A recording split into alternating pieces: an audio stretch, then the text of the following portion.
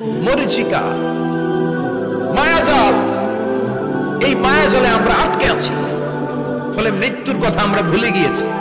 পাগলের মতো ছুটছি, আরো টাকা লাগবে, আরো খ্যাতি লাগবে, আরো যশ লাগবে, আরো দাপট লাগবে। আমার এত টাকা দিয়ে কি হবে? এত সম্পদ দিয়ে কি হবে? এত ব্যস্ততা দিয়ে কি হবে তোমার? স্টপ, থামুন, অনেক হয়েছে। আন্না, থামুন, take a rest, take a breath, think about death, think that you have to go back to your Lord. একটু বসেন না, একটু ভাবেন যে আমাকে চলে যেতে হবে, চলে যেতে হবে। এই কোলাহল, এই ব্যস্ততা, এগুলো থাকবে, থাকবো না আমি। সাইয়েদনা ওমর ফারুক বলেছেন, মুতু ক্বাবলা আন তামুতু, মরার আগে একবার মরো। হাসিবু ক্বাবলা আন তুহাসাবু আলাইকুম, তোমার হিসাব নেওয়ার আগে তুমি একবার নিজের হিসাবটা করো না। কাগজ বের করে একটু লিখো না, কি কি ভালো কাজ করছিলা, যেগুলো দিয়ে নাজাতের ওসিলা হতে পারে। 1 2 3, আর কি কি আকাম কুকাম করছো দেখো না, লিখে দেখো তোমার অবস্থাটা কি। মরার আগে একবার মরো। মরার আগে খাটের মধ্যে শুয়ে শটান করে চোখ বন্ধ করে একবার মরার ভান করে দেখেন কেমন লাগে। চোখটা বন্ধ করেন আর ভাবেন আপনি নাই, কি কি হতে পারে ভাবেন। আপনার ছেলে মেয়েরা কান্না জুড়ে দিবে, আপনার প্রাণের স্ত্রী বিলাপ শুরু করে দিবে, বন্ধু বান্ধবের চিৎকার আর মাতম, স্থানীয় এলাকার মসজিদে ঘোষণা, অমুক এলাকার নিবাসী, অমুক ভাই, অমুকের ছেলে অমুক দুনিয়ায় নাই। সব আত্মীয়রা চলে আসবে, ফেসবুকে স্ট্যাটাস দেয়া হবে, সবাই সবাইকে জানাবে বিকাল 4টায় অমুক হাই স্কুল ময়দানে আপনার জানাজা। ছুটে আসবে, সবাই ছুটে আসবে আপনাকে শেষ বিদায় দিতে, গুড বাই জানানোর জন্য, আল ওয়াদা, বিদায় জানাতে আসবে সবাই। 4 তাকবীর দিয়ে আপনার জানাজা হবে, অশ্রুসিক্ত জানাজায় আপনার বিদায় হবে। কাঠের খাটিয়ার মধ্যে করে কাঁধে তুলে আপনার কবরে নেওয়া হবে। আগে থেকে খুঁড়ে রাখা কবরটার মধ্যে আপনার বিছিয়ে দেয়া হবে। বাঁশের কচি দিয়ে তার উপরে মাটির চাপা দিয়ে সব চলে যাবে। ভাবেন না একবার চোখ বন্ধ করে, this is the circle of life, this is the nature of life. এটা সবার হবে, আমার হবে, আপনার হবে। এত মায়া, এত ভালোবাসা কই যাবে? কেউ থাকবে না, সবাই আপনার অন্ধকার কবরে রেখে দিয়ে চলে আসবে। উপরে বাঁশের কঞ্চি, তার উপরে মাটির চাপা, অন্ধকার আর অন্ধকার। এই অন্ধকার যেন শেষ হতে চায় না, শুধুই অন্ধকার, ঠিক কিনা? এজন্য আমাদের চলে যেতে হবে। দাদা গেল, চাচা গেল, মামা গেল, আমাদেরকেও যেতে হবে, জোরে কোন ঠিক কিনা? একদিন মাটির ভেতরে হবে ঘরে মন আমার, কেন বন্ধ দালান ঘর, প্রাণ পাখি উড়ে যাবে পিঞ্জর ছেড়ে, ধরা ধামে সবই রবে, তুমি যাবে চলে, বন্ধু বান্ধব যত, মাতা পিতা যারা সুত, সবই হবে তোমার পরে মন আমার, কেন বন্ধ দালান ঘর, একদিন মাটির ভেতরে হবে ঘরে মন আমার, কেন বন্ধ দালান ঘর, ঠিক কিনা? সব করে থাকবে, চলে যেতে হবে আমাদেরকে।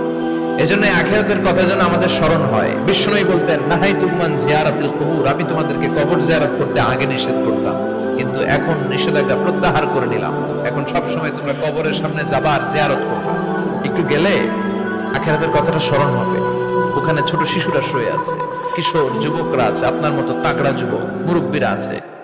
এরা এই এলাকায় থাকতো, এরা আকাশ থেকে নেমে আসে না, এই এলাকার সন্তান আজ নাই। একটা সার্টেন পিরিয়ড শেষে আপনিও থাকবেন না। This is the nature of life, this is the circle of life.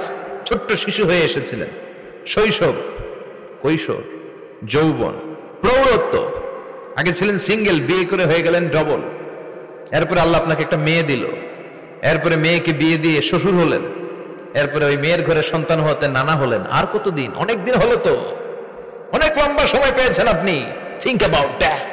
এবার যাওয়ার কথা ভাবেন, আখিরাতের সামানের কথা ভাবেন, ফিরে যেতে হবে। কি শক্তিশালী যুবক, বার্ধক্য চলে আসলে লাঠি ছাড়া চলতে পারে না।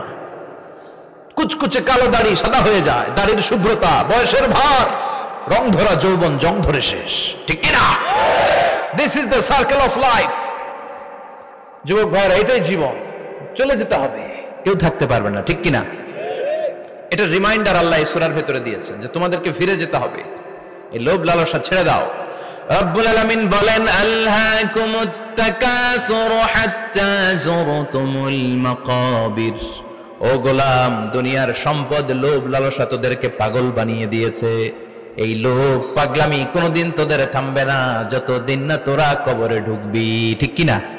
কার কথা?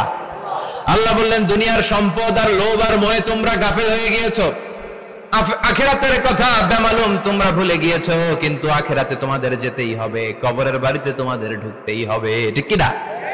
যেতেই হবে। আমরা ভুলে যাই। আলহাকুমুত তাকাসুর, অতিরিক্ত পাওয়ার লোভ, বেশি বেশি খাওয়ার লোভ, বেশি বেশি জমানোর লোভ মানুষকে গাফেল বানিয়ে দিয়েছে। এটা মানুষের স্বভাব। আরো চাই, আরো চাই, এই স্বভাবটা আছে না নাই? দেখবেন ছোট বাচ্চারা মসজিদের দোয়া অনুষ্ঠান শেষে জিলাপি দেয় না? বড় কৃষ্ণপুরে কি দেয়? আগে বাতাসা দিত না, এখন কি দেয়? জিলাপি দেয়, মিষ্টি দেয়। তো মসজিদের 2-3 গেট থেকে যদি দেয়, ছোট বাচ্চারা দেখবেন এদিক দিয়ে কয়েকটা নিয়ে আবার ওই গেটে লাইন ধরে। ওর হাত হলো ছোট হাত, ওর হাত ভর্তি জিলাপি, আর নেওয়ার জায়গা নেই, এরপর আরেক জায়গায় লাইন ধরছে, আরো লাগবে, আরো লাগবে, এই আরো আরো আরো চাই। এই স্বভাবটাই মানুষকে কুড়ে কুড়ে শেষ করে দিয়েছে। এত লাগবে কেন তোমার? চাহিদার কোনো শেষ নাই। Unlimited demand of human being. যার আছে বেশি তার চাই বেশি। যার সাইকেল আছে তার হোন্ডা চাই, হোন্ডা আছে তো প্রাইভেট কার চাই, প্রাইভেট কার আছে তো প্লেন চাই, প্লেন আছে তো হেলিকপ্টার চাই, হেলিকপ্টার আছে তো ওইটা চাই, ওইটা আছে তো সেটা চাই। ঠিক কিনা? এলাকার মেম্বার যে হয়েছে চেয়ারম্যান হতে চায়, আছে না নাই? চেয়ারম্যান সাহেব এমপি হতে চায়, আছে না নাই? এমপি সাহেব মন্ত্রী হতে চায়, আছে না নাই? মন্ত্রী সাহেব প্রধানমন্ত্রী হতে চায়, আছে না নাই? কিন্তু এই দেশে সুযোগ নাই। কথা কন? এই দেশে প্রধানমন্ত্রী সিলেক্টেড। 2-3 জনের বাইরে কেউ প্রধানমন্ত্রী হতে পারবি না। ঠিক কিনা? আমার এই জীবনে তো আমি 2-3 জনই দেখলাম। বেগম খালেদা জিয়া, মাননীয় প্রধানমন্ত্রী শেখ হাসিনার ছোট্টবেলা দেখেছি এরশাদকে, আমরা তখন ছোট। তো মানুষের চাহিদার কোনো শেষ নাই। যার আছে বেশি তার চাই বেশি। এজন্য বিষ্ণু বলেছেন উনজুরু ইলা মান হুয়া আসফালা মিন, তোমার চেয়ে যে খারাপ আছে ওর দিকে তাকাও। ওয়ালা তানজুর মান হুয়া আ'লা মিন, তোমার চেয়ে যে ভালো আছে ওর দিকে তাকাও না, তোমার চেয়ে যে খারাপ অবস্থানে আছে ওর দিকে তাকাও। অনেকে নিজের অবস্থান নিয়ে সুখী না, এরকম আছে না নাই? আল্লাহ আমার এটা দিল না রে, ওইটা দিল না রে, পাইলাম না রে, কিচ্ছু হয় না, কি করব জীবন, হতাশ। আসলে আছে কিন্তু অনেক, কিন্তু শুকরিয়া নাই, ডাকাত। ঠিক কিনা? নিজের অবস্থান নিয়ে সুখী না, কিন্তু অনেক লোক আছে তারা আপনার অবস্থানে পৌঁছতে চায়। তাদের দিকে তাকিয়ে দেখেন, আপনি যে অবস্থানে আছেন এই অবস্থানে পৌঁছাটা অনেকের কাছে স্বপ্ন। তারা প্রতিনিয়ত সংগ্রাম আর স্ট্রাগল করে যাচ্ছে আপনার অবস্থানে পৌঁছতে, আর আপনি এটা নিয়ে সন্তুষ্ট না। শেখ সাদির নাম শুনেছেন? বালাগাল উলা কাশাফাদ দুজা, এই কবিতাটা রচয়িতা, ইরানের বিখ্যাত এক কবি। উনি একবার আর্থিক সমস্যার মধ্যে দিয়ে সময় কাটাচ্ছেন, টাকা নাই, পয়সা নাই, পায়ে দেওয়ার মতো জুতা নাই। উনি খুব দুঃখ পেলেন, হায় রে, আমি ইরানের এত বড় কবি, আমার পায়ে দেওয়ার মতো জুতা নাই। দুঃখ ভরা মন নিয়ে রাস্তায় হাঁটতে বেরোলেন। হাঁটতে হাঁটতে হঠাৎ দেখলেন একটা লোক শুয়ে শুয়ে কাঁদছে, ওই লোকটার 2টা পাই নাই, পাই নাই। উনি সেজদায় পড়ে গেলেন, আল্লাহর কাছে ক্ষমা চাইলেন, আল্লাহ অনেক দিয়েছো, শুকর আলহামদুলিল্লাহ। এজন্য যেই পরিস্থিতিতেই থাকি না কেন আমরা কি পড়বো? জোরে বলেন, কি পড়বো? এজন্য আল কানাতু মিনাল ইসলাম, অল্পে তুষ্ট থাকার নাম হলো ইসলাম। সম্পদ লাগবে কিন্তু সম্পদের পাহাড় লাগবে না। ঠিক কিনা? অল্প খান, অল্প পড়েন, অল্প জামান, অল্পের ভেতরে বরকত ঢুকায়া দিছে কে? দেখবেন যাদের সম্পদ অল্প তারা সুখী বেশি। জরিপে এটা দেখা গিয়েছে, অনেক সার্ভেতে এটা এসেছে, যারা সম্পদশালী এরা দুঃখী বেশি, এদের দুঃখ বেশি, টেনশন বেশি।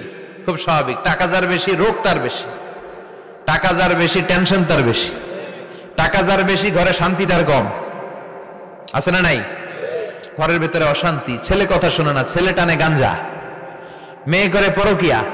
আছে না নাই? স্ত্রী কথা শুনে না, ভালোবাসা নাই, ঘরটা জাহান্নামের টুকরা। রোগ বালাই, এক একটা হসপিটাল বিল পরিশোধ করতে মাসে 5 লাখ 10 লাখ। আছে না নাই?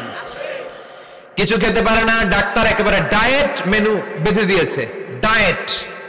ভেরি ডায়েট মেনু, এটা এটা এটা এটা কিছুই খাবেন না, শুধু গরু খাবেন না, খাসি খাবেন না, চিংড়ি খাবেন না, খালি ঘাস খাবেন, ইচ্ছে মতো ঘাস খাবেন, মানে ঘাস জাতীয় যত আইটেম আছে সব খাবেন, শাক খাবেন, সবজি খাবেন, সালাদ খাবেন। গরু, চিংড়ি, মুরগি, গোশত, ইলিশ কিছু খেতে পারে না। তাহলে রোগ বেশি, খাওয়ার মজা নাই, ঘরে সাংসারিক শান্তি নাই, খালি ব্যারাম আর ব্যারাম, ঠিক কিনা? কিন্তু সম্পদের পাহাড় ঘটেছে। আর অল্প যারা খায়, অল্প পড়ে, রিক্সাওয়ালা, কুলিওয়ালা, অল্প বেতনের চাকরি, কিন্তু হক হালালি মেনে চলে, দেখবেন শান্তি আছে অনেক। হ্যাঁ, বাসা ভাড়া দেয়, ফ্যামিলি চালায়, বাচ্চাদের স্কুল বিল, এরপরও মাস শেষে 1-2 হাজার টাকা হাতে থেকে যায়। আর ওর প্রতি মাসে 10 কোটি টাকা ইনকাম, তারপরও ব্যাংকের ঋণ আছে না নাই? সুখ কারে বলে? কিভাবে আপনি সুখকে ডিফাইন করবেন? সুখ তো টাকায় কিনা যায় না, শান্তি টাকা দিয়ে হয় না, শান্তি দেওয়ার মালিক কে? শান্তি আছে অল্প খেয়ে শুকর করার মধ্যে, শান্তি আছে আলহামদুলিল্লাহর মধ্যে। চিল্লায় বলেন ঠিক কিনা? এজন্য অল্প খাবো, অল্প পড়বো, অল্প জামাবো, অল্পের ভেতরে বরকত দিয়েছে কে? দেখেন, ধনী ভাইরা খেতে পারে না, কিন্তু রিক্সাওয়ালার কি সমস্যা হয়? রিক্সাওয়ালারা সব খেতে পারে, কুলিওয়ালা, দিনমজুর, এরা একেবারে স্লিম সুঠাম দেহি, মেদহীন পেট, পেটে কোনো মেদ নাই, ভুড়ি নাই। আর কোটিপতিদের মেদ আছে না নাই? এত বড় বড় পেট, ঠিক কিনা? আমাদেরও পেট আছে, তবে হালাল পেট, এটা হারাম টাকা দিয়ে এই ভুড়ি বানাই নাই আমরা। চিল্লায় বলেন ঠিক কিনা?